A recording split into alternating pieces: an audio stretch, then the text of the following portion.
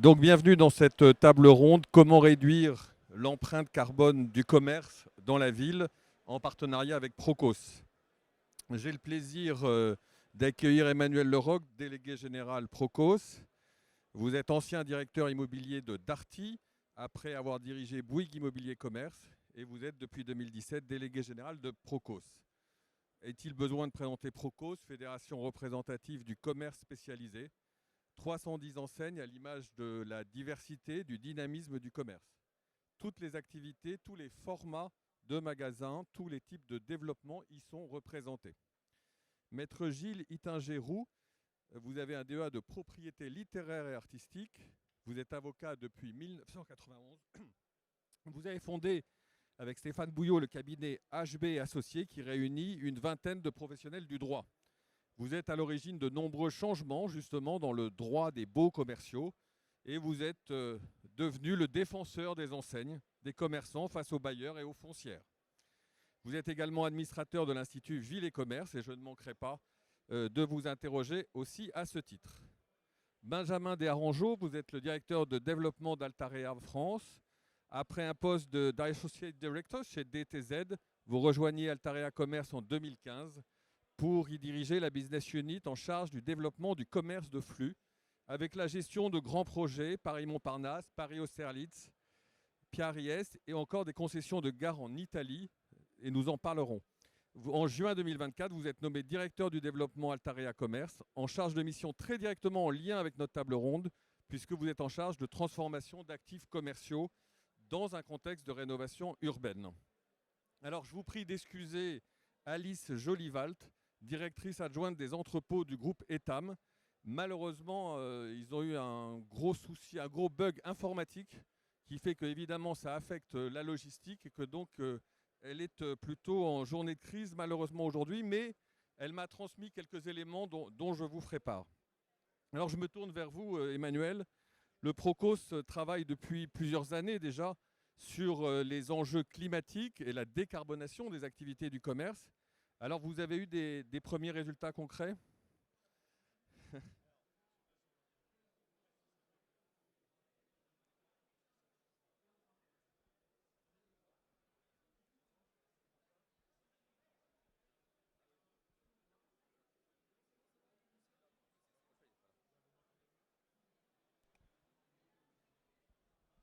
Et là, oui, a priori. Bon, bon trahi par la technique déjà.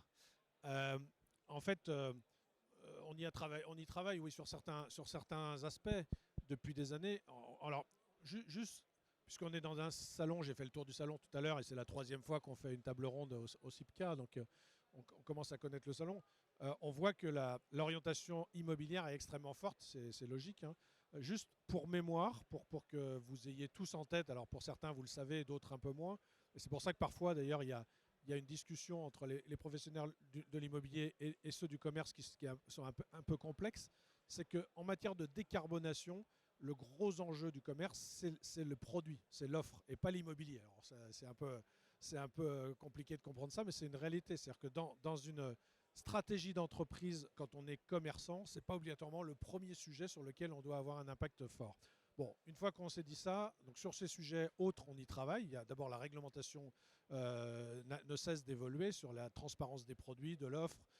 Et également, nous avons fait un livre blanc il y a quelques temps, en 2021, sur tous ces sujets, sur ce que font les enseignes, et on essaye de les accompagner là-dessus. Donc on y travaille parce que, d'abord, il y a une partie qui est réglementaire. On n'y reviendra pas dans le détail aujourd'hui parce que ce n'est pas l'objectif, mais il y a le décret tertiaire qui nous oblige à essayer de trouver des solutions entre acteurs, entre les utilisateurs et les acteurs de l'immobilier.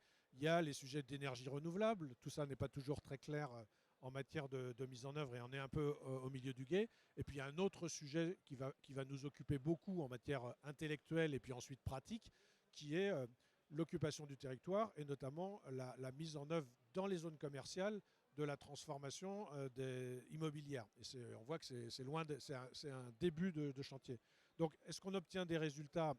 Bien sûr, puisque les enseignes, elles, une à une, beaucoup d'enseignes mettent en œuvre un certain nombre de sujets de décarbonation, surtout sur le sujet d'économie d'énergie. Et c'est vrai que les problématiques d'augmentation du coût de l'énergie d'il y a quelques temps nous a aidés. C'est un peu difficile à accepter, mais c'est une réalité. L'équation économique difficile accélère les ambitions des uns et des autres. Ça, je trouve qu'on a un peu levé le pied aujourd'hui parce que on a d'autres sujets qui nous embêtent la vie en matière notamment de consommation sur l'inflation, etc. Mais évidemment, ça reste un sujet majeur. Et les autres sujets sur lesquels les enseignes travaillent beaucoup, mais ce n'est pas l'immobilier, c'est les problématiques de conception des produits et d'impact carbone. Donc voilà ce que je peux dire en intro par rapport à ça. Alors, vous avez fait référence au décret tertiaire. Je me tourne vers vous, Gilles Ittingerou. Vous aviez contesté l'an dernier l'insertion de certaines dispositions, des dispositions tertiaires dans le cadre du bail commercial, en exprimant vos craintes sur les éventuelles contestations qui s'attacheraient à l'application de ces dispositions que vous jugiez difficiles à cerner. Alors, est-ce que vous êtes satisfait de l'évolution et des nouvelles rédactions des baux dans le domaine ? On est toujours optimiste, bien évidemment. Effectivement, l'an passé, puisque avec Emmanuel, on a évoqué directement la situation au regard des attitudes, des comportements des foncières, on était très inquiets. Alors pourquoi on était très inquiets? Premièrement, il y a un historique. On avait trouvé que dans le passé, tout ce qui touchait à l'amiante, finalement, c'était rejeté sur les locataires. De la même manière, tout ce qui touche au PMR, personnes à mobilité réduite, tout ceci était transféré aux locataires. Donc, nous étions, et j'étais particulièrement réservé, j'avais pu voir que dans certains baux, d'ores et déjà, le décret tertiaire qui permet de mettre, entre guillemets, à jour le dispositif en matière de bas carbone, finalement, c'était le locataire qui devait le supporter. Et puis surtout, vous le savez, dans les baux commerciaux, si vous ne respectez pas une obligation, quelle qu'elle soit, on est susceptible d'avoir la clause résolutoire, c'est-à-dire un bail résilié. On était très circonspect, d'autant que dans ce dossier bas carbone, la question est forcément le plus ou le moins de travaux qui permettent ces réductions. Et puis, je pense que on a eu une belle écoute de la part des foncières, puisque aujourd'hui, on ne met plus les dispositions bas carbone dans le cadre du bail, mais on le met à travers une annexe. Donc, ce qui veut dire qu'on a exclu le champ du bail commercial et de sa clause résolutoire. Donc, c'est le premier point sur lequel je suis particulièrement positif. Le deuxième point, c'est que, comme vous le rappeliez, Monsieur le Président, on est aussi co-rédacteur des baux. Quand je dis co-rédacteur, c'est-à-dire que Anne-Cécile Lemaire, qui m'accompagne aujourd'hui, et un autre membre du cabinet, ils signent entre 120 et 150 baux par an. Donc, ce qui veut dire qu'on est réellement dans cette culture qui permet de mettre en exergue ce bas carbone qui est pour nous essentiel, avec un certain nombre de rappels. Après, où on reste inquiet, voire suspicieux, c'est que très souvent, on discute qui est redevable de quoi. Et j'ai pu constater que dans des baux récents d'une foncière, que je ne citerai pas, on a une nouvelle qualification qui n'est pas les parties communes, puisque par définition, les parties communes sont celles qui doivent être assimilées à un partage au niveau des coûts et des frais, mais on a des parties d'utilité commune.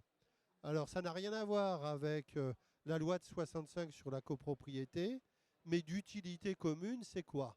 Et j'ai le mauvais sentiment, mais en même temps, je suis là pour crier au loup, au diable, c'est que cette notion d'utilité pourrait être un moyen de reglisser certains travaux, certaines dépenses qui doivent être effectuées dans le cadre des mois à venir. Donc, s'il y a des foncières qui représentent cette notion, j'aimerais, et c'est un deuxième souhait, que ce soit écarté. Alors, je vous propose de grouper les questions en fin d'intervention. D'autant plus qu'on nous a glissé dans l'oreillette qu'on est la dernière conférence, donc on aura éventuellement un petit rap pour des questions. Et j'en profite pour excuser le petit retard, on a un petit problème technique au départ. Emmanuel, je me retourne vers vous. Est-ce que vous avez le sentiment que l'enjeu de la décarbonation est un petit peu dans le prolongement de ce qui vient d'être dit, que l'enjeu de la décarbonation est désormais davantage partagé entre les différents acteurs professionnels? Et j'ajoute, est-ce qu'il est partagé par les consommateurs? Alors, ça ne prend pas toujours le nom de décarbonation. C'est-à-dire que je pense que les acteurs économiques, ils ont conscience des sujets auxquels ils sont confrontés. Alors, il y a deux.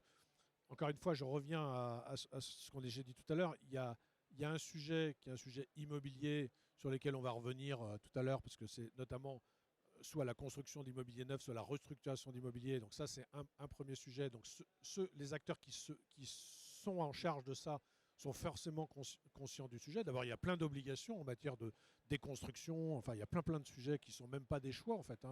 Après, il y a ces foncières ou ces acteurs, ces promoteurs, ils y sont contraints pour d'autres raisons. C'est devenu des conditions de financement, c'est devenu des conditions de cotation boursière. Enfin, donc ce sujet-là, côté immobilier, il est parfaitement, on ne va pas dire sous contrôle, mais il est dans la tête de tout le monde. Après, c'est un autre sujet que de savoir si on est capable de sortir des projets qui répondent au modèle économique des locataires. Parce qu'en fait, le sujet, ensuite, c'est côté enseigne, il y a cette même prise de conscience. Alors cette prise de conscience, je l'ai dit tout à l'heure, elle est plus sur leur propre business model, c'est-à-dire sur les problématiques de réponse aux consommateurs. Et c'est là que le consommateur, ce qu'on fait dans l'immobilier, je ne vais pas dire qu'il s'en fiche un peu, mais il n'est pas capable d'aller regarder dans quelle mesure on traite plus ou moins bien tel ou tel. Enfin, il peut toujours y avoir du name and shame, il peut toujours y avoir des associations locales, etc. Mais le consommateur final, il va plus se préoccuper de ce que fait le commerçant que ce que fait la foncière en tant que telle. Donc évidemment, nous, en tant qu'enseigne, il y a tout. Il y a des acteurs qui sont vraiment dedans parce qu'ils considèrent que dans 5 ans, dans 10 ans, si on n'avance pas sur ce schéma, on sera hors sujet, on sera hors business. À court terme, c'est plus dur parce qu'en fait, la problématique de l'inflation récente fait que c'est quand même un secret de polichinelle que de savoir que des modèles hyper discount sont hyper performants et donc le court terme, côté consommateur, il est plus sur le prix si on prend la masse des consommateurs que sur la responsabilité sociétale. Alors, quand je dis ça, ce n'est pas un gros mot, hein, c'est une réalité de comportement quotidien. Donc ça veut dire qu'on doit gérer à la fois l'hyper court terme et le temps plus long. Mais dans ce qui nous concerne aujourd'hui, c'est-à-dire pas le produit, mais plutôt le fonctionnement du retail dans le cadre de la ville, c'est comment on conçoit les lieux, est-ce qu'on peut les améliorer, et comment on conçoit la logistique, est-ce qu'on peut l'améliorer, parce que nous, on doit rentrer en tant que retailer dans le chat dans le chat d'une aiguille. C'est-à-dire qu'on est face à des élus, des élus et nous tous, qui sont face à des citoyens qui veulent de moins en moins de camions, moins en moins de livraisons, moins en moins d'impact sur l'espace public. Et de l'autre côté, des modèles de fonctionnement ou de modèles économiques qui ont parfois du mal à répondre à ça. Donc oui, on en a conscience. Est-ce qu'on arrive à tout régler? Loin de là. Et c'est un chemin de temps long et de collaboration entre les acteurs. Ce qui va me permettre de faire la transition avec vous, Benjamin Derangeau chez Altarea, puisque évidemment le SkipCam est d'abord l'accent sur les enjeux immobiliers. Je le disais, vous portez des sujets innovants de reconstruction de la ville sur la ville, avec notamment des chantiers emblématiques comme celui de la gare de Paris-Austerlitz que vous allez nous présenter. Et je précise que nous reviendrons dans un deuxième temps vraiment sur ces questions de logistique. Alors je crois que si on peut lancer les diapos. Oui, peut-être même avant de lancer les diapos, peut-être pour Altarea, c'est Voilà, vrai que... voilà, pour que vous puissiez Alors, vous avez un retour devant. Vous allez avoir le super. retour visuel devant. Et si vous pouvez nous expliquer un Ouais. peu ce projet.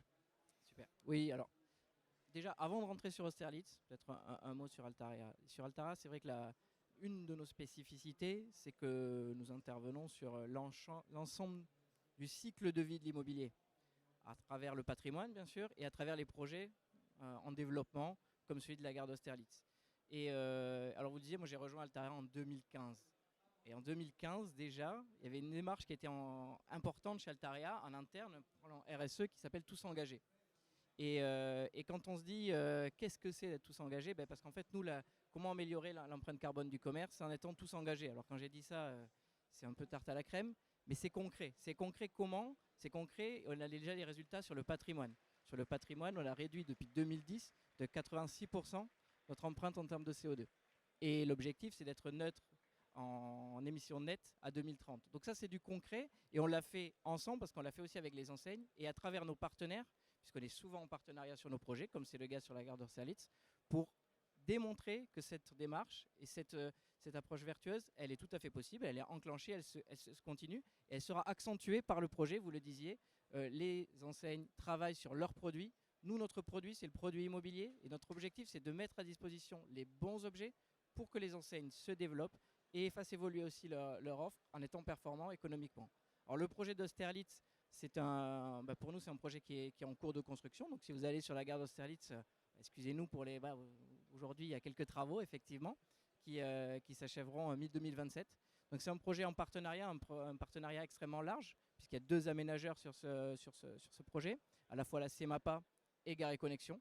Donc on intervient sur un champ beaucoup plus grand que la gare d'Austerlitz, et on vient de développer un nouveau quartier, un nouveau hub pour Paris. Et je pense que c'est un des axes forts de la décarbonation, c'est de créer des projets vertueux par leur technicité, mais aussi au cœur des villes, de rénover la ville. C'est un des engagements forts dans le Tous engagés d'Altaria, c'est de faire une ville qui est moderne, qui est économe en carbone et surtout qui va permettre de développer les transports en commun. Et la gare d'Austerlitz, c'est exactement ça. Enfin, vous le voyez sur la perspective, il y a la gare, une halle historique et le train. C'est tout l'enjeu, en fait, c'est de transformer des lieux historiques comme la gare d'Austerlitz en lieu de flux, en hub et avec du commerce. Le projet, il est grand. C'est un espace qui l'emprise de l'ensemble de la gare d'Austerlitz, c'est 70 000 m² et le projet dans son ensemble, c'est 100 000 m². Donc c'est pas que du commerce. Il y a une gare, bien entendu, la gare d'Austerlitz, qui accueille plus de 30 millions de voyageurs. Il y a 25 000 m² de commerce. Et puis des partenaires qui sont Kaufmann Broad qui développe 50 000 m² de bureaux, 500 places de parking qui sont développées par Indigo, 141 logements et 80 résidences étudiantes par Elogiciamp, et aussi des bureaux SNCF, de l'avitaillement, un hôtel 4 étoiles qui sera également exploité par une enseigne portugaise. Donc c'est un ensemble, c'est un vrai hub que l'on construit là. Et à terme, on accueillera en 2027 120 enseignes, commerces, services, restaurants au sein de la gare d'Austerlitz. Et vous avez déjà travaillé pour la conception avec les enseignes pour réduire justement cette empreinte carbone du commerce? Oui, on a travaillé. En fait, ce travail de la gare d'Austerlitz, il a été initié en 2015. Donc moi, quand je suis arrivé, ça a été le fruit tout d'abord d'ateliers de concertation avec la ville de Paris, avec l'ensemble des parties prenantes. Et bien sûr que dans ce cadre-là, pour nous, on se benchmarkait avec des échanges qu'on avait pu avoir avec les enseignes sur d'autres projets, et notamment la gare Montparnasse que nous avons livrée en 2021. Donc c'est ce travail-là, et le travail que l'on fait aussi avec nos enseignes. Et c'est cette démarche-là, participative, qui a permis à la fois de concevoir un projet majeur à l'échelle de Paris, je pense que c'est le plus gros projet aujourd'hui en chantier à Paris, mais c'est aussi d'avoir un projet concerté et une certaine adhésion à la fois des parties prenantes, des parties publiques, mais aussi, on l'espère, quand on lancera la commercialisation en 2025, des enseignes, parce qu'on l'a pensé pour eux, ce projet, à la fois dans les caractéristiques des boutiques, mais aussi, puisqu'on va en parler après, aussi sur les systèmes de livraison qui sont assez innovants. Et c'est un de nos enjeux, On l'a bien réussi sur Montparnasse, on était pionniers sur le fait d'amener des enseignes avec nous à croire au commerce de flux en 2006 à travers la gare de l'Est, déjà dans les années 2000 sur la mezzanine de la gare du Nord. C'est un commerce qui est spécifique, on en connaît les rouages et on essaye justement de permettre aux enseignes de venir avec nous et de découvrir ce milieu où c'est différent. On n'a pas de beaux commerciaux, on est en convention de sous-occupation, il y a des amplitudes horaires plus grandes, il y a des contraintes, mais ce sont des projets vertueux. Je pense que les personnes qui ont pu passer par la gare Montparnasse et les enseignes sont très contentes, je pense que les voyageurs aussi. Donc voilà, c'est des projets complexes. Vous en parlez sur la technique, c'est plus coûteux de développer ces genres de projets. Oui, j'allais vous demander, les innovations techniques, là, on est dans un salon de l'immobilier, aussi bien sur la gare que peut-être sur des bâtiments que vous livrez j'allais dire en périphérie ou ailleurs, quelles sont les innovations majeures que vous mettez en place? Déjà, on travaille beaucoup sur de l'existant. Donc, c'est-à-dire qu'on travaille sur un périmètre qui est à la fois connu et inconnu. Ce sont les découvertes. Quand on travaille sur une gare, on a toujours des découvertes. On imagine un projet et ensuite, il faut travailler dans des milieux contraints en essayant effectivement de préserver le patrimoine historique lorsque c'est le cas, mais aussi en sachant bien anticiper les découvertes qu'on peut faire dans le cadre d'un chantier et optimiser. Ces projets-là, en fait, on vient sur la gare en tant que telle, on vient libérer de l'espace. On vient justement, on a cette technicité qui nous permet de mieux travailler sur les flux et de proposer des surfaces et de proposer des projets sans agrandir les périmètres des gares. On agrandit ensuite l'intermodalité quand on travaille avec d'autres partenaires sur d'autres sites. Mais dans la gare en tant que telle, par exemple Montparnasse, puisque ça c'est un exemple concret, on a créé un projet sans créer de mètres carrés. Donc c'est la technicité, elle est avec le travail qu'on fait avec nos architectes, avec nos ingénieurs, et après notre savoir-faire, justement d'aller chercher le bon mètre carré, d'essayer de proposer. L'idée c'est de pas proposer des volumes de mètres carrés, c'est de proposer les bons volumes de mètres carrés aux bonnes enseignes, au bon endroit. Merci beaucoup. Alors juste, je me permets de vous faire part de quelques éléments que Alice Jolivalt m'a communiqués compte tenu de cette absence involontaire. Il faut savoir que le groupe ETAM expédie absolument tout à partir de quelques entrepôts nationaux et que Alice Jolivalt est précisément en charge d'améliorer l'empreinte carbone de ces bâtiments-là et de la logistique, ce qui va nous permettre de faire la transition. Et donc, ce que disait Alice Jolivalt, c'est qu'ils ont installé la GTB sur tous les entrepôts pour un meilleur pilotage gaz-électricité. Ils sont en train de passer le relamping, comme elle dit, en LED à 100%, y compris les locaux sociaux, avec détecteurs de présence et ou de luminosité.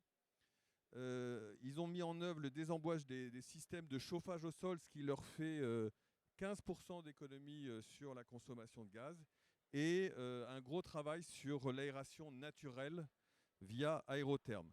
Alors, peut-être un sujet qui va faire réagir les participants autour de moi.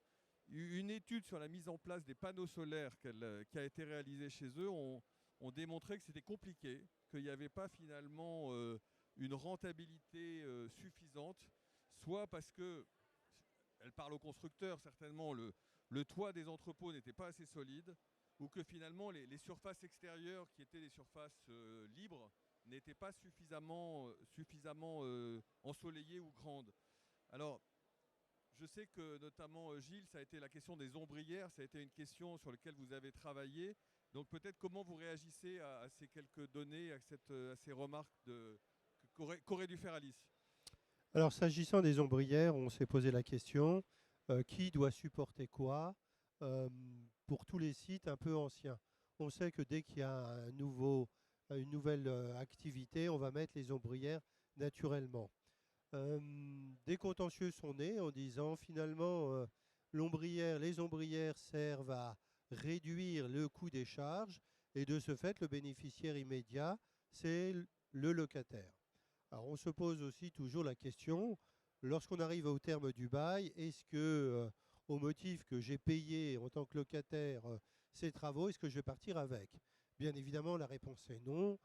Tous les travaux qui auront pu être réalisés sont au profit du bailleur, puisque c'est ce qu'on appelle la théorie de l'accession.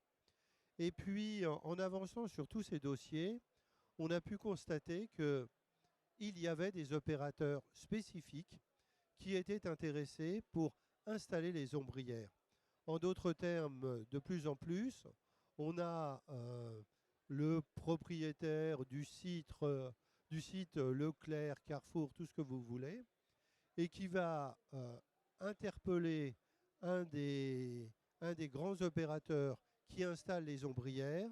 Il va les installer, entre guillemets, gratuitement, de sorte qu'ils puissent bénéficier de la revente de cette électricité.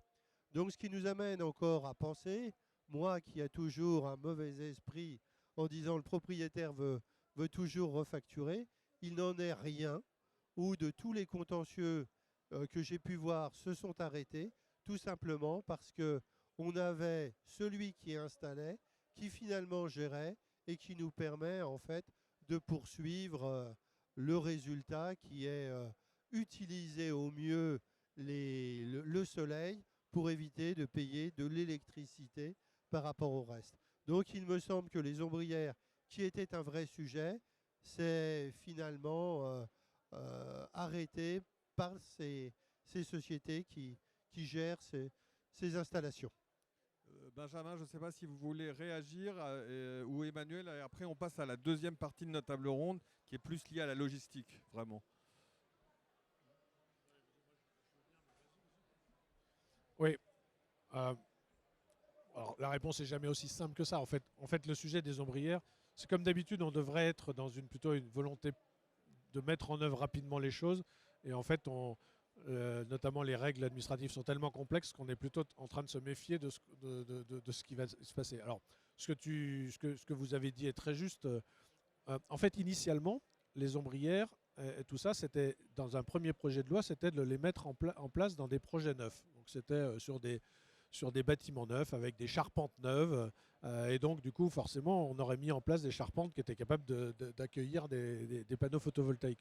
Bon, c'est certain qu'aujourd'hui, c'est plus complexe que ça, puisque la loi dite ENR, enfin énergie renouvelable, accélération dont d'ailleurs les arrêtés d'application ne sont pas totalement sortis, étant à l'existence, ce qui est forcément beaucoup plus compliqué, puisque ça sous-entend, comme vous le dites, dans tous les cas, c'est certain qu'en fonction des emprises qu'on a, de l'orientation des bâtiments, il y a du sens ou il n'y a pas de sens de mettre du panneau photovoltaïque. Si c'est pour que la production d'énergie soit très faible, ça n'a aucun sens. Donc, après, le premier sujet, il devrait être de cet ordre-là. Est-ce que ça a du sens ou pas de mettre techniquement des panneaux sur ce bâtiment? C'est ce qui va se passer en pratique, puisque pour se défendre de ne pas mettre en place tel ou tel dispositif dans un lieu, en fait, les propriétaires ou les exploitants vont aller expliquer à l'administration que ça n'a pas de sens économique de les mettre sur ces sites-là. Donc c'est ce que dit a priori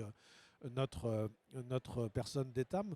Bon, en fait aujourd'hui, tout ça, tout le monde se regarde un peu. Il y a effectivement des sites où il y a des tiers investisseurs qui sont prêts à réaliser les opérations. Ça se passe facilement, puisque en fait, il y a une mise à disposition des lieux et les choses ne font pas l'objet d'investissement de la part ni du propriétaire ni du locataire, sachant que le propriétaire touchera sans doute un petit revenu. Mais par contre, là où la question reste quand même complexe, c'est le sujet de l'autoconsommation sur site. C'est-à-dire qu'effectivement, est-ce que l'énergie produite est faite pour être utilisée par les locataires? Et là, la question est loin d'être réglée quand même, parce qu'en fait, il faut s'accorder à ce moment-là sur le prix de le rachat de l'énergie. On ne va pas rentrer là-dessus aujourd'hui, mais ça reste compliqué. Et je voudrais juste finir sur un sujet par rapport aux échanges qu'on a eus tout à l'heure, qui est important pour moi, c'est que dans cet objectif commun, il y a les objectifs du décret tertiaire et les obligations de produire l'énergie photovoltaïque ou autre, parce que ça peut être d'autres modèles. Mais il y a un sujet quand même qui reste complexe entre les propriétaires et un peu quelque chose qui nous fait ne pas nous rejoindre, c'est en fait des objectifs qu'un bailleur s'assigne pour des raisons de gestion patrimoniale, c'est-à-dire d'obtenir certains résultats de décarbonation et de production d'énergie par rapport à son choix d'être certifié sur tel ou tel label. Et là, du coup, forcément, il y a une espèce de chose qui est encore une inconnue supplémentaire. C'est-à-dire évidemment, lorsqu'il s'agit d'atteindre des règlements, des objectifs administratifs, il faut qu'on se mette d'accord. Lorsqu'il s'agit d'obtenir des objectifs qui sont liés à la valeur du patrimoine, c'est plus complexe de se mettre d'accord, puisque le locataire, lui, il n'en retire rien en fait. Donc je pense que le chemin, il reste quand même long. Alors pour info, il y a quand même eu une profession qui a été assez intelligente dans l'approche de tout ça. Je ne suis pas sûr non pas qu'on ne soit pas intelligent, mais probablement c'est plus compliqué et je ne sais pas si on est prêt. La profession de la logistique qui s'est mis d'accord sur une charte bailleur-preneur qui vise un peu à faire en sorte que le locataire paye quelque chose si il a un retour sur investissement réel, c'est-à-dire des baisses de consommation d'énergie. Peut-être qu'on arrivera à ça dans quelques années sur le commerce. On en est encore loin aujourd'hui. Peut-être juste un mot là-dessus. C'est vrai que la problématique, elle est intéressante de Valérie, qui peut malheureusement.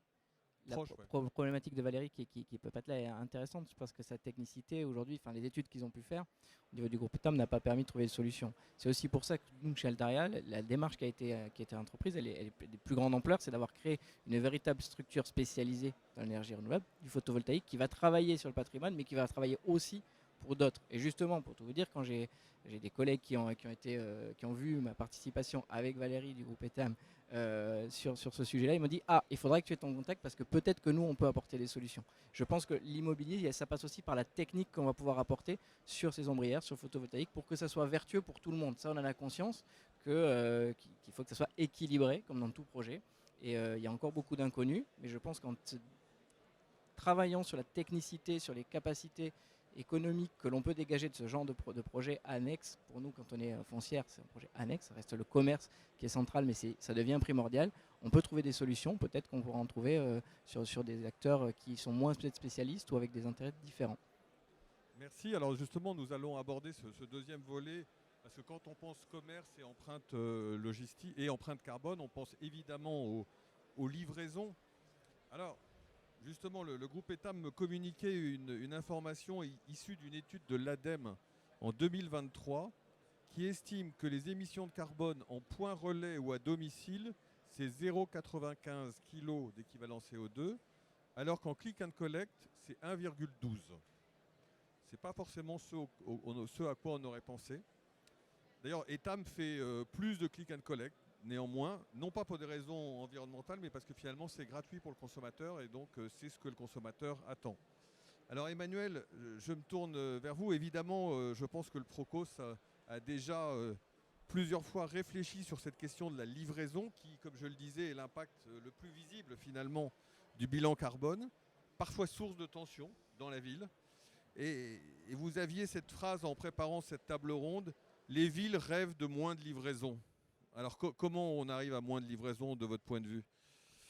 C'est là où je n'ai pas encore la réponse, mais en tout cas, c'est certain qu'en fait, le sujet de la livraison, il dépasse le sujet du carbone. Alors bien sûr, il y a la conséquence qui est un sujet carbone, de pollution, etc., mais il dépasse ce sujet parce que c'est un des sujets les plus compliqués à résoudre pour satisfaire tout le monde. C'est-à-dire qu'il y a qui est-ce qu'on doit satisfaire ? Aujourd'hui, on est tous schizophrènes. On veut moins de camions, mais on veut recevoir notre produit le lendemain matin alors qu'on l'a commandé dans son canapé. Enfin, je veux dire, si on réfléchissait un tout petit peu, on se dirait que la réponse, notamment, on a tous aussi à la bouche la personnalisation, etc. Tout ce qui est personnalisation, tout ce qui est moins global, va à l'encontre de la réponse normale d'une bonne livraison, qui est la massification. Parce qu'en fait, la bonne réponse, parce qu'en fait, il y a deux types de livraison, enfin trois, on va dire, trois types de livraison lorsqu'on se parle de commerce. Il y a la livraison du magasin, qu'on oublie parfois, mais sans livraison, un magasin, il est mort, hein, aussi sûrement que s'il n'a pas de clients. Et en gare, c'est plus compliqué, par exemple, en gare, de livrer les produits que d'avoir des clients, parce que les clients, ils viennent de manière, normalement, si la gare fonctionne. Et donc, c'est d'ailleurs un bon sujet, du coup, parce que ça veut dire qu'on va à un endroit où il y a des flux. Mais deuxième type de livraison, la livraison, on va dire, un peu explosée, c'est-à-dire les commandes Internet et qui vont vers le client, soit en point de retrait, soit à domicile. Mais là, on éclate la livraison. C'est extrêmement difficile de massifier cette dernière, hein, parce que la seule massification possible, c'est de faire en sorte que des prestataires de livraison parviennent à la massifier. Et le deuxième point qui permet de viser deux objectifs, parce que je crois, enfin même trois objectifs, je crois qu'on doit avoir en termes de commerce: la satisfaction du client, le modèle économique, enfin quatre même, le modèle économique, parce que là c'est toujours pareil, plus on massifie, moins ça coûte cher, donc plus la livraison est efficiente. Elle est efficiente économiquement, elle est efficiente en termes de carbone, même si l'ADEME dit parfois le contraire, enfin j'en sais rien d'ailleurs. Le sujet de la pacification de l'espace public, et dernier point, un sujet qu'on ne peut pas oublier lorsqu'on se parle de magasins et de commerce, c'est le flux des clients.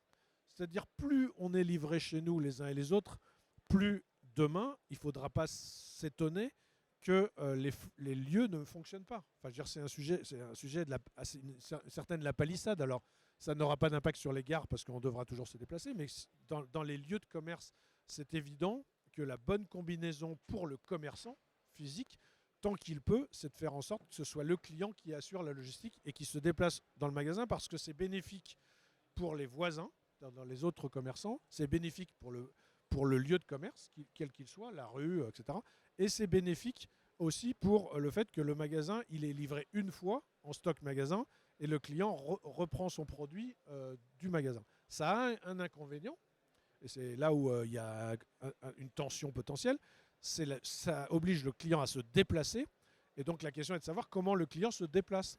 Est-ce qu'il se déplace en voiture? Est-ce qu'il se déplace en transport en commun, etc. Mais là aussi, gardons-nous de choses trop faciles. Il y a des choses possibles dans Paris avec les transports, enfin la densité de transports en commun, etc., qui ne sont pas duplicables, en tout cas pas à court terme, dans les villes moyennes. C'est-à-dire que le client, s'il ne peut pas se déplacer, il faudrait bien que le produit aille vers lui, et s'il va vers lui, le bilan carbone et le nombre de véhicules sur la voie publique sera catastrophique. Donc il faut trouver le bon équilibre et pas être dogmatique sur ces sujets, et essayer de trouver les équilibres les plus intelligents entre ces différentes obligations. Oui, alors, mais si vous me permettez, moi j'ajoute même un troisième élément dans la logistique qui, je trouve, est très souvent sous-estimé et dont peut-être les enseignes n'aiment pas trop parler, c'est la reverse logistique, et c'est tous les produits que le consommateur a achetés, a essayé et renvoie dans le site ou chez le commerçant. C'est-à-dire qu'il y a aussi, c'est très peu mesuré, sinon peut-être par la poste ou autre, c'est tous ces flux de colis de la personne qui se fait livrer 4 paires de chaussures et qui en renvoie 2. C'est quand même aussi de la logistique commerciale, et elle a tendance à passer un peu sous les radars. Alors, je reviens vers vous, Benjamin. Je vous avais promis que sur la gare Saint-Lazare, on reviendrait sur ce sujet-là. Est-ce que vous pensez justement qu'il y a une possibilité d'aller vers de la mutualisation de plateformes logistiques? Est-ce que on est dans un salon de l'immobilier. Est-ce que dans ces projets complexes, et si vous pouviez un peu développer cette question-là, où en êtes-vous des plateformes mutualisées? Alors, donc sur la gare d'Austerlitz, Saint-Lazare est bien aussi, mais, Oui. Mais Austerlitz, la gare d'Austerlitz, oui, on a bien sûr ce sujet-là. Comme je le disais, je le disais précédemment, c'est un projet éminemment complexe, très imbriqué, avec beaucoup de programmes.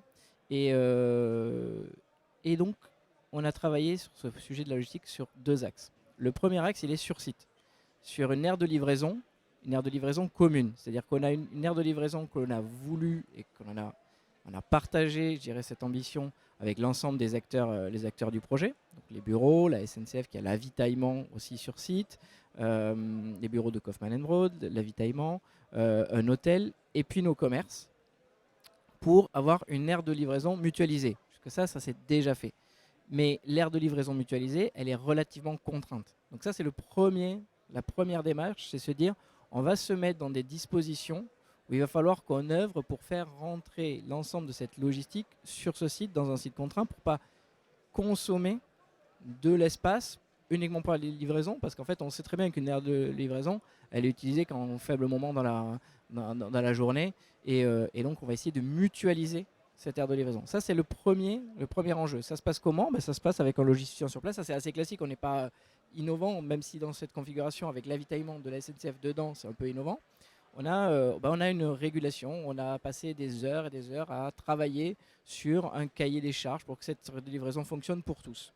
Ça, c'est le premier travail sur site. Deuxième travail, c'est sur Austerlitz. Pour certains types de commerces, on va traiter l'alimentaire de façon différente, les restaurants qui sont dans la gare de façon différente, il y a une autre aire logistique. En revanche, pour les commerces de moins de 300 mètres carrés, où on a identifié un besoin, on travaille sur une base logistique déportée. Donc ce travail, il est mené en ce moment. Et ce qui est intéressant, c'est que cette base logistique déportée, on l'avait imaginée il y a quelques années pour un autre projet, pour une autre gare, pour une consultation. C'était en 2018. Et on avait sondé les logisticiens, on avait eu à peu près 0 retour. Là, on a lancé un appel d'offres auprès des logisticiens, on a eu 9 réponses pour travailler sur cette base logistique déportée. Et aujourd'hui, on a notifié à un des candidats qui est Deret que nous allons travailler ensemble, parce que ça nous paraît être la proposition la plus adaptée.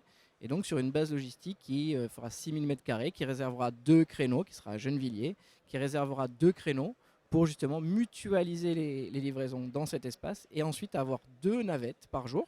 Ce sera peut-être 2, 3, c'est en train d'être calibré, pour justement venir jusque sur le site, faire et donc minimiser le nombre de camions qui vont aller sur le site.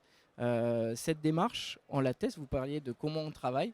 Alors je ne peux pas donner les noms parce qu'ils nous ont demandé de pas les donner, mais il y a 2 enseignes qui travaillent avec nous justement pour bien configurer par rapport à leurs besoins. Et aujourd'hui, ça va même plus loin en fait qu'uniquement la livraison dans l'ère de livraison. C'est qu'en fonction des besoins des enseignes, ils pourront calibrer.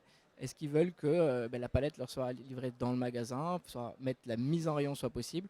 On est en train de travailler sur ça. Et forcément, quand on parle d'émissions carbone, aujourd'hui, les calculs que l'on fait, c'est sur une livraison, on va économiser, enfin la division elle se fait par 9 ou par 18 en fonction du nombre de camions qu'on arrivera à mutualiser. Donc, et le modèle économique, qui nous paraissait aussi très difficile à atteindre, on y travaille encore. En 2018, aujourd'hui, il avance. Voilà, forcément, ça aura forcément un coût en niveau de charge, mais aujourd'hui, on le juge tout à fait acceptable pour la flexibilité que ça offre, pour l'impact que ça donne.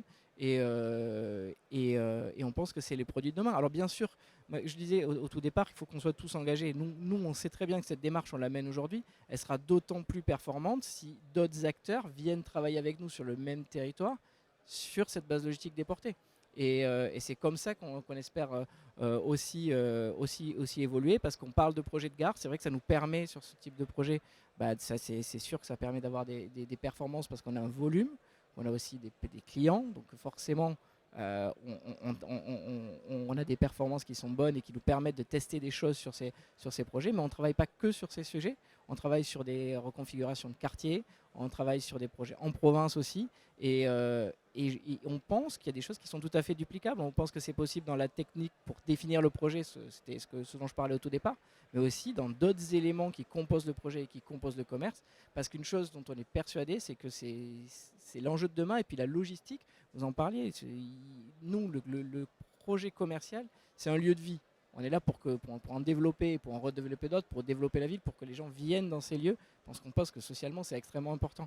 On pense qu'économiquement, c'est vertueux, parce qu'on pense qu'aujourd'hui, les enseignes ne sont pas Internet ou magasins classiques. On pense que ce débat, il est assez vieux. Il est les deux. Et donc, on doit proposer des solutions sur les deux, et pas uniquement sur les gares. Alors, je livre une réflexion aussi bien à l'homme de droit que à vous deux, pour avoir fait une étude à l'époque sur la ville d'Angers, du centre-ville d'Angers, sur le commerce et le plateau piétonnier. Je m'étais aperçu à ma grande surprise qu'il y avait une sorte j'ai appelé ça de blablacarisation de la livraison. C'est-à-dire que notamment, je pense à la gare, avec la gare TGV Angers-Paris, c'est-à-dire que les gens avaient trouvé par des applications le moyen d'emmener des paquets d'Angers à Paris par le TGV. Alors il y a un problème de responsabilité, j'entends bien, mais que finalement, cette forme de nouveau modèle social sur le transport commence à arriver vers les paquets. C'est-à-dire qu'on se rend compte qu'on peut faire acheminer un paquet d'un endroit à l'autre en dehors des circuits logistiques classiques, que c'est en train d'arriver, y compris dans le plateau piétonnier, c'est-à-dire je récupère un paquet pour mon voisin, c'est le cas des lockers et autres consignes automatiques. Donc je pense que ça pose des problèmes de droit, ça pose des problèmes de sécurité aussi. Mais enfin, je ne sais pas si vous voulez juste réagir rapidement là-dessus. En tout cas, c'est une évolution qu'on commence à voir arriver. Oui. Est-ce que quel est le volume? La question, c'est quel est le volume que l'on peut traiter Pour comme l'instant, c'est marginal, et c'est marginal par la taille et c'est plus, j'allais dire, du pli. Mais je peux vous dire que ça commence en fait sur les prestations de services. C'est la personne qui doit envoyer une maquette ou un document ou des choses comme ça. Enfin, maquette, je parle du graphiste, ou quelque chose qui doit être envoyé très rapidement. C'est des petits objets, mais on s'est rendu compte que ça commençait à prendre. La mutualisation, de toute façon, elle sera forcément vertueuse. Après, je pense que nous, acteurs, enseignes, développeurs immobiliers et parties publiques, on doit imaginer des choses qui peuvent être duplicables et avoir un certain volume. Vous parliez, et c'est dommage qu'on ne puisse pas échanger avec Valérie sur ça, c'est-à-dire sur la... Après, ça va aussi dépendre de la typologie des produits peut-être, mais moi, je me dis que quand même, il y a des livraisons qui sont faites dans les actifs commerciaux, dans les centres-villes, et les mêmes produits sont achetés par les personnes qui habitent à quelques encablures du site et qui vont faire un chemin complètement différent pour arriver jusqu'au même endroit alors que les produits sont déjà là. C'est comment, aujourd'hui, on arrive à mutualiser ces stocks, à mutualiser ces livraisons. Et encore une fois, je disais il y a 5 ans, puisque c'était en 2018-2019, quand on travaillait sur ces sujets de mutualisation, on disait « Oh là là, jamais, les enseignes ne voudront jamais mutualiser ». Je pense qu'aujourd'hui, on est en train de passer sur une technologie de référencement des stocks, de suivi des stocks qui est différente, qu'il y a des logisticiens qui travaillent aussi différemment et que la mutualisation, elle est possible, mais il faut l'organiser. Et voilà, je pense qu'il y a trois axes, hein. Il y a l'axe travailler avec les enseignes, travailler sur les outils numériques qui permettent de ce suivi et après travailler sur les bons produits immobiliers. Et moi, je souhaiterais, par exemple, que dans certains espaces, on puisse mutualiser plus que ce qu'on le fait aujourd'hui. Mais il faut que ça fonctionne pour les enseignes qui soient là. Et quand bien même, je dirais même jusqu'au bout, est-ce que les enseignes, demain, elles auront aussi peut-être envie de venir encore plus dans les centres-villes, encore plus dans les actifs en redéveloppement qui sont proposés, parce qu'elles pourront aussi travailler efficacement sur la logistique Internet, parce qu'il y aura du commerce sur Internet, c'est sûr. Alors avant de vous donner la parole à la salle pour si vous avez des questions, Gilles, simplement un point, parce que vous étiez donc avocat, administrateur ville et commerce, mais aussi inspectateur engagé, m'avez-vous dit. Alors, vous vous êtes intéressé aux trajets à pied, qui sont finalement une mobilité très douce, et avec la société 1 km à pied. Alors, racontez-moi un petit peu ce 1 km à pied. Monsieur le Président, vous l'avez un peu évoqué. Aujourd'hui, la notion de mutualisation est essentielle. Et ce qui était de l'individualisme forcené est en train de disparaître. Alors effectivement, avec Anne-Cécile Lemaire, on ne peut plus être avocat uniquement du contentieux, mais voir quelles peuvent être les solutions globales et générales. Et on a vu cette jeune société, qui va dans les entreprises, surtout en province, et qui va rencontrer le DRH. Et avec le DRH, il va regarder quelle est la situation de chaque salarié et mutualiser le déplacement qui va s'attacher pour arriver ensemble ou décaler à l'entreprise. Alors vous allez me dire, c'est du blablacar, effectivement, mais c'est du blablacar un peu plus structuré parce qu'il y a des effets sociaux qui sont très importants. Premièrement, il va y avoir, chacun son tour, une utilisation du véhicule. Donc, ce qui veut dire qu'il y a une mutualisation du véhicule, mais un engagement vis-à-vis de l'entreprise. Donc, on va avoir ce côté en disant, je ne peux pas ne pas y aller parce que j'ai mes amis qui sont membres de la même équipe et qui a besoin. Donc, si le gamin est malade ce jour-là, eh bien, c'est pas grave. On va trouver une solution. Donc, on passe véritablement d'une entreprise à effet multiple avec une entreprise bien plus globale. Et on constate dans tous ces cas qu'il y a une baisse de l'absentéisme et une vraie compréhension de l'entreprise. Donc on revient, entre guillemets, ce qu'on connaissait il y a 50 ans dans le Nord, dans les grandes filières, celles où l'entreprise, chaque salarié était le porte-drapeau. Donc il me semble que, comme l'a évoqué Benjamin, dans le cadre de la mutualisation du déplacement, du transfert, bien évidemment, ça doit s'appliquer au niveau des salariés. Et il y a un coût social qui est aujourd'hui bien plus intéressant que la simple économie des frais de déplacement.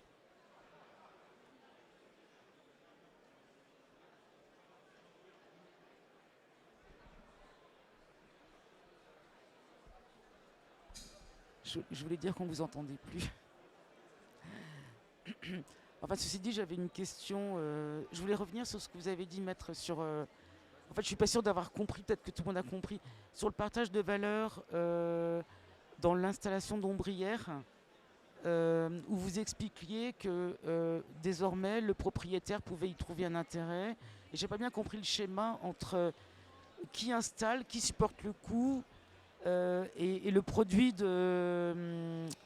enfin, donc l'électricité produite profite-t-elle à la fois aux locataires et à la fois aux propriétaires parce qu'il le revend à un opérateur externe? Pardon, si vous pouviez juste réexpliquer ce cas qui avait l'air intéressant, merci. Ouais.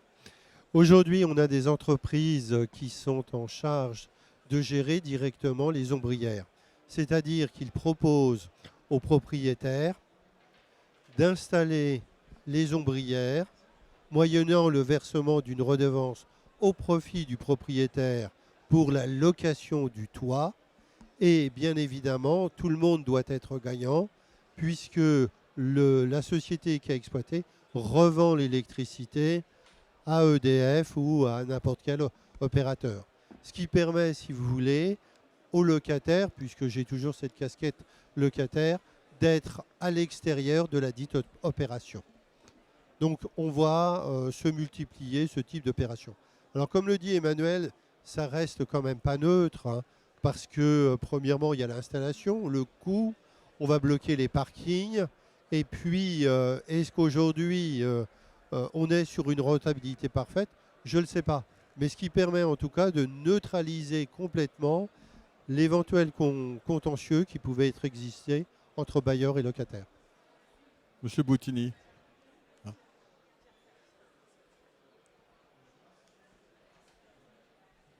Oui, Alain Boutigny, la correspondance de l'enseigne, j'ai toujours l'impression qu'on met un petit peu la charrue avant les bœufs, parce que dans une enquête récente d'ailleurs, qui est issue en partie de Procos, on remarquait qu'il y avait 50% des locataires qui n'avaient pas encore eu de contact avec leur bailleur pour mettre en place un plan d'action visant les économies d'énergie. Ça, c'est un premier point. Il y avait 50% aussi des points de vente qui n'avaient pas encore été des sites, pardon, sur la plateforme, la célèbre plateforme Opéra.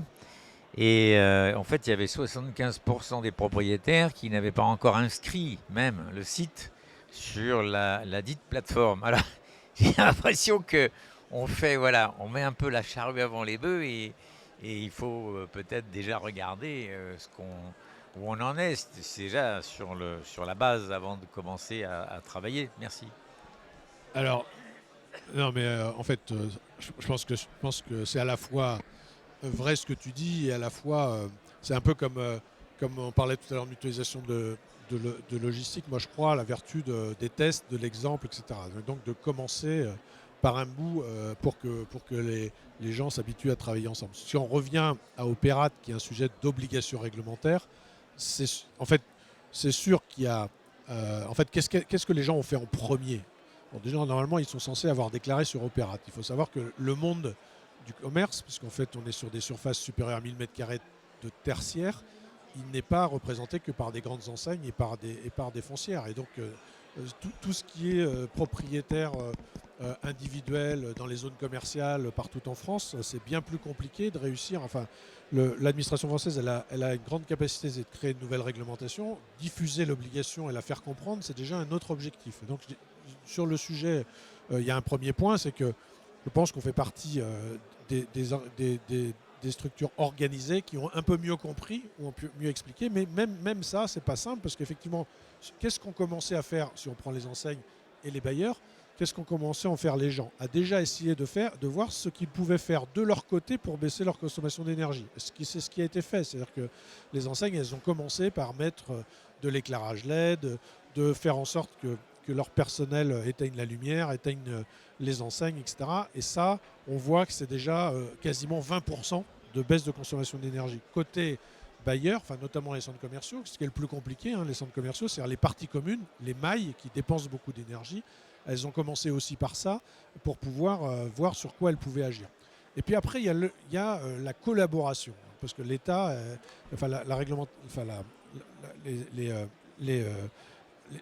les députés et les sénateurs, ils ont voté une loi et l'administration en sachant pas bien comment tout ça allait être mis en place. Ce que la loi dit, c'est que les deux acteurs doivent se mettre d'accord sur un plan d'action. Alors là, pour le coup, on est loin d'y être. Parce que forcément, d'une part, il faut que le bailleur se dise, moi, qu'est-ce que je devrais faire en termes de travaux, notamment pour baisser la consommation d'énergie. Donc avant de faire des travaux, tout le monde regarde si on est capable de faire moins 40% sans faire des travaux. C'est le premier sujet. Et donc ça, on est dans une phase quand même, encore dans cette phase-là, ce qui rend très complexe le dialogue entre les parties, parce que sauf sur des actifs très simples, c'est-à-dire on va dire un local isolé de 2000 m² avec une partie prenante où tu arrives assez facilement à analyser ce qu'il faudrait faire pour obtenir l'objectif, dans un centre co, et donc là pour le coup c'est pas pour balancer la patate chaude au bailleur, en réalité c'est très compliqué d'analyser les outils techniques, les problématiques d'isolation thermique, etc., pour savoir quel serait le montant de la prune et donc se dire par rapport à ça quels vont être les objectifs de chacun. Et là où on revient à ce que tu viens de dire, on est plus encore au stade de la déclaration qu'au stade de l'action collective. On est au stade de l'action individuelle où chacun essaie déjà de régler son propre champ, puisque on sait bien que ça va être compliqué. L'autre étape qui est de dire comment on partage si un investissement est de 100 pour réaliser l'objectif, comment on partage ces investissements. Et ça, on n'a pas réglé du tout, puisqu'aujourd'hui, nous, exploitants, on considère que c'est le bailleur qui va devoir le payer, et le bailleur se dit, à juste titre, s'il y a un intérêt pour le preneur, c'est-à-dire un gain de consommation d'énergie, il va falloir qu'il en paye une partie. Et les deux ont raison sur un plan, mais on est entre les deux. Et ça, cette discussion, elle n'a pas eu lieu, et on est mal armé pour la résoudre, puisque dans un centre commercial où tu as 300 locataires, je me mets à la place du bailleur, trouver un deal avec 300 locataires, c'est quand même impossible. Donc comment on va arriver à le faire entre eux? C'est là qu'on revient sur ce que tu citais et qui est très intelligent, sur la charte signée dans la logistique, où ils ont fait ça globalement, et donc ils ont quand même trouvé un moyen de se mettre d'accord. C'est peut-être un peu dommage d'avoir manqué cette histoire. Alors, on va te donner la parole, mais pour 1 minute 30 maximum à Emmanuel pour qu'on reste dans les délais qu'on avait fixés. J'en profite pour vous remercier de votre attention et comme ça, on laisse le mot de la fin à Emmanuel. Je suis vraiment désolé parce que ce n'était pas l'objectif, mais en fait, il ne faut pas désespérer. Le problème du commerce, comme d'habitude, c'est que c'est plus compliqué que le reste. Vous pouvez comprendre tous que quelqu'un qui vend de l'alimentaire consomme plus que quelqu'un qui vend du textile au mètre carré. Et donc, autant on peut considérer qu'un entrepôt, c'est quelque chose d'assez homogène, des bureaux, des choses à peu près homogènes. Donc, il est facile de se dire, l'objectif en 2040, c'est de faire 150 kW au mètre carré de consommation. Dans le commerce, malheureusement, on est encore dans la phase d'avant, c'est-à-dire qu'on n'a pas encore été en capacité de fixer l'objectif de consommation par type d'activité, puisque pour revenir. Et donc, quand tu n'as pas l'objectif par type d'activité, c'est compliqué d'arriver à définir la méthode pour y arriver. Je ne désespère pas, en tout cas, de contribuer à des échanges avec les bailleurs pour essayer de trouver une solution, j'allais pas dire intelligente parce que c'est con de dire ça, mais équilibrée, qui nous permette de conseiller, en tout cas, aux acteurs d'avoir telle ou telle approche. Bon, on est un peu en retard sur la logistique parce que la logistique, elle connaît sa consommation d'énergie par mètre carré depuis déjà plusieurs années. Et probablement que c'est un peu... pour complexifier la donne, mais c'est vrai aussi dans les gares, je pense, l'outil conseil... merde, ça me fait le stress. Le centre co, c'est quand même très compliqué parce que tu as 200, 300 boutiques et c'est plus complexe et donc il faut se donner du temps au temps et ce sera une question de volonté. Soit on aura la volonté d'y arriver, soit on restera sur des postures. Certains bailleurs diront moi je refacture 100%, j'en ai rien à foutre, et dans ce cas-là on ira au contentieux pour voir comment le juge arbitre, ou inversement des enseignes qui diront je veux rien payer, auquel cas il y aura aussi des problèmes.